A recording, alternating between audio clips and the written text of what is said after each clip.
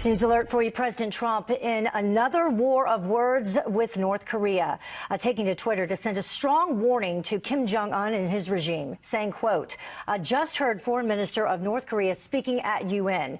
If he echoes thoughts of Little Rocket Man, they won't be around much longer. In a show of force, U.S. bombers escorted by fighter jets flew close to North Korea's east coast over the weekend. Now, the regime's foreign minister is now firing back.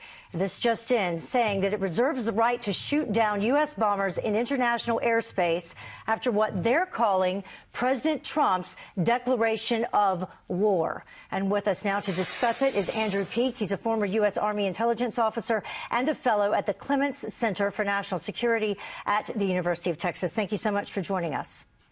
Thanks, Heather. So I want to get you to respond to this latest information that's just in, this comment that was just made by North Korea's foreign minister. Let's pause and take a listen to it. 작전 타구에 올려놓여지게 될 것입니다. In light of the declaration of war by Trump, all options will be on the operations table of the supreme leadership of the DPRK. So basically, Andrew, what he's saying is that they believe that President Trump, his words are a declaration of war and that all options are on the table. What's your reaction? Well, I think they feel incredibly isolated. You know, I think the president's rhetoric has backed them into a corner diplomatically with China, their main backer. I think genuinely they believe that a U.S. strike on their nuclear facilities is possible. And in previous administrations, I don't think they've thought that was a possibility. And that's good. That's good for us. That's good for the president. I thought it was interesting that they referenced bombers, right? That's what indicates to me that they think someone's coming after militarily their nuclear facilities. Because they could easily say we are going to target the U.S. and its allies. It's attacked South Korea in the past before. Yeah. Or it could say we're going to target U.S. warships, which are just offshore in the Sea of Japan. And then obviously this follows some action over the weekend, from what I understand, that these the U.S. flew some bombers along with fighter escorts, and it was the farthest point north of the Korean demilitarized zone by any such American aircraft this century. What is the significance of that?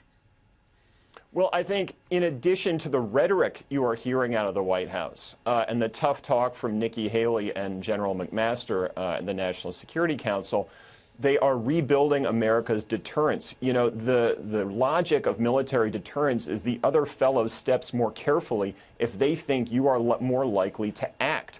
And thus going on these high-altitude bombing practices, these practice runs for approaches to North Korea, as far north as they've ever been before, I think is a genuine part of making the North think that military options are on the table. And they were also not accompanied by South Korea or Japanese planes either. Let's take a look at this poll.